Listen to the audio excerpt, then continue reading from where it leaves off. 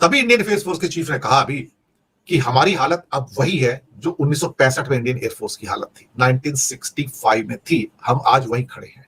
मोदी जी ने Indian air force और फौज को कमजोर करने में कोई कसर छोड़ी नहीं। आपको पिक्चर पेश की जाती है कि हमारी आर्मी दुनिया की स्ट्रांग आर्मी और कितना मजबूत कर दिया हमने, ये पैसा लगाया, वो पैसा लगाया। कुछ नहीं पैसा लगाया सर, पैसा कम करते चले गए।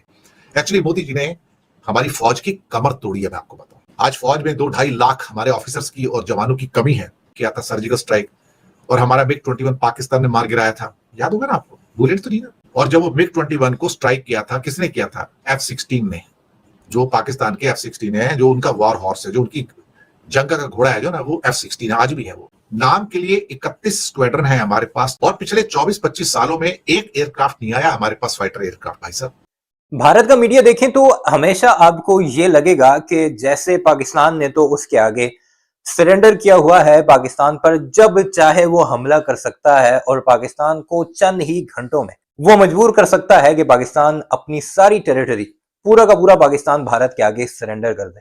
लेकिन जब आप उनके असली वो जो तारीख पर भी नजर रखते हैं और वो जो मौजूदा हालात को भी जानते हैं, उन तजिया निगारों को देखते हैं या उनको सुनते हैं, तो आपको लग पता जाता है कि असल में भारत की फौज, जिनमें उनकी बड़ी फौज भी है, एयरफोर्स या नेवी, वो इस वक्त कितने कैपेबल हैं। पाकिस्तान से अकेले उनका जंग हो या फिर पाकिस्तान या चाइना से ज्वाइंटली वो लड़ने की कोशिश करें तो उनके क्या हालात होंगे। आज की इस वीडियो में आपको भारत के ही एक सीनियर तजिया निगार की जुबानी बताएंगे कि इस वक्त भारत की बड़ी फौज हो या फिर फजाइया, उसके क्या हालात हैं। हालांकि अपनी वीडियोस में हम आपको अक्सर ये बताते रहते हैं और बाकायदा सबूत के तौर पर भारत के तजिया निगार हो या फिर उनके साबिक फौजी अफसरान उनकी वीडियोस का क्लिप भी दिखाते हैं कि आप उन्हीं की जुबानी सुने, क्योंकि हमारे कमेंट सेक्शन में अक्सर वो भारत के गोदी मीडिया से इंस्पायर्ड चंद लोग आते हैं और पूछते हैं कि इसका सबूत क्या है। तो सबूत आज की वीडियो में भी हाजिर होगा कि भारत के सीनियर तजिया निगार क्या कुछ कह रहे हैं, खुद कोट कर रहे हैं भारत के साबिक एयर चीफ को, जिन्होंने तो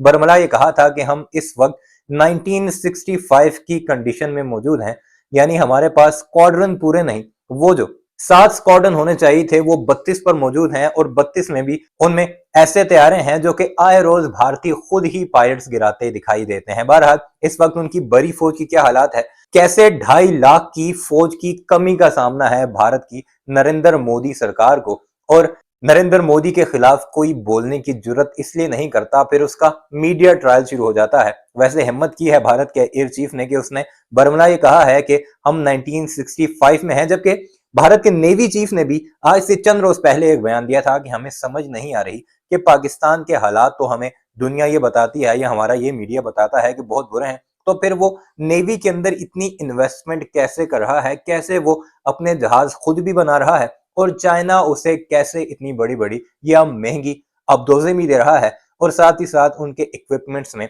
इजाफा भी करता दिखाई दे रहा है। क्या कुछ चल रहा है भारत में, उनके तजिया निगार क्या कुछ कह रहे हैं, इस वीडियो में आपको सारी कहानी वाज़ेह हो जाएगी। लेकिन आगे बढ़ने से पहले गुजारिश है, चैनल को सब्सक्राइब जरूर कीजिएगा और कमेंट सेक्शन में इस बारे में अपनी राय का इजहार भी जरूर कीजिएगा। तभी इंडियन एयरफोर्स के चीफ ने कहा अभी कि हमारी हालत अब वही है जो 1965 में इंडियन एयरफोर्स की हालत थी, 1965 में थी। हम आज वहीं खड़े हैं। नाम के लिए 31 स्क्वाड्रन है हमारे पास, 2 नॉन फंक्शनल मिग 21 के हैं। तो ये मिग 21 आपको ना, वो स्क्वाड्रन लीडर अभिनंदन, मिराज 2000 से बालाकोट स्ट्राइक किया था, सर्जिकल स्ट्राइक, और हमारा मिग 21 पाकिस्तान ने मार गिराया था, याद होगा ना आपको, बुलेट तो नहीं ना आपको। तो इतना क्लीन हमारा ऑपरेशन नहीं था सर। वो हमारा एक MI-17 हेलीकॉप्टर भी गिर गया था उसके अंदर। और जब वो मिग 21 को स्ट्राइक किया था, किसने किया था? F-16 ने, जो पाकिस्तान के F-16 है, जो उनका वॉर हॉर्स है, जो उनकी जंग का घोड़ा है, जो ना वो F-16 आज भी है वो। और काफी बड़ी संख्या में उनके पास F-16, छोटा मोटा नहीं है भाई, फंक्शनल है सारे।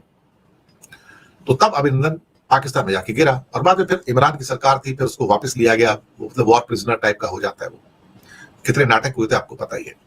पर हमारी हालत तो खराब होती चली गई।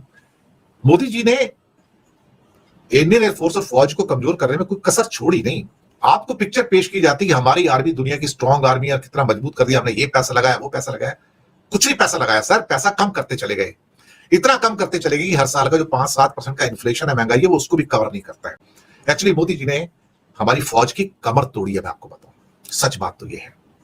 आज फौज में 2-2.5 लाख हमारे ऑफिसर्स की और जवानों की कमी है। साहब एंट्री बंद कर दी, जवान नहीं लड़ने वाले, आप बताऊं आपको मैं, ऐसे हालात हो गए हैं। लेकिन बोले कौन?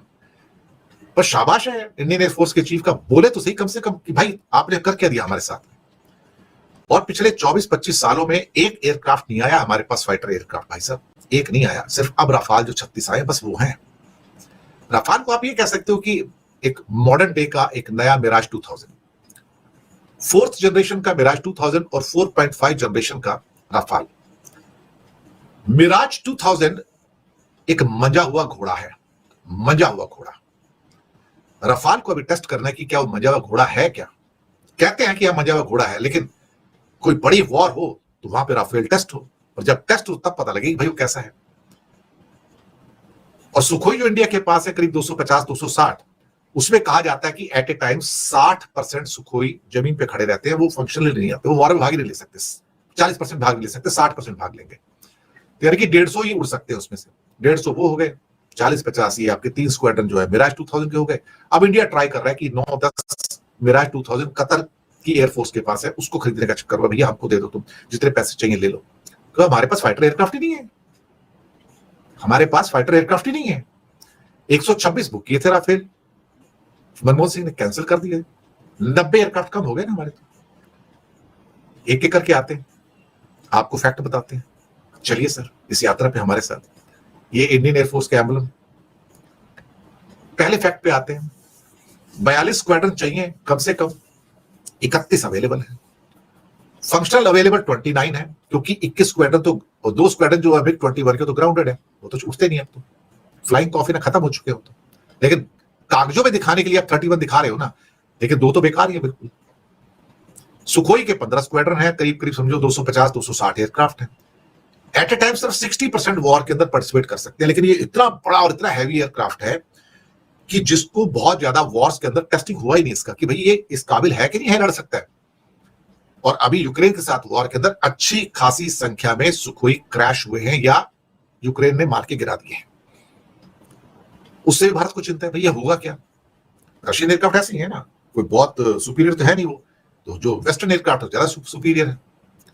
मिराज 2000 के 3 हमारे पास हैं, कारगिल और बालाकोट में वही यूज किए गए। आप सोचिए ना कि हमने कारगिल के अंदर और बालाकोट के अंदर मिराज 2000 क्यों यूज किया। एक क्वेश्चन और था कि बालाकोट तो अभी 2019 में होता है, यहाँ सुखोई क्यों नहीं यूज किए साहब।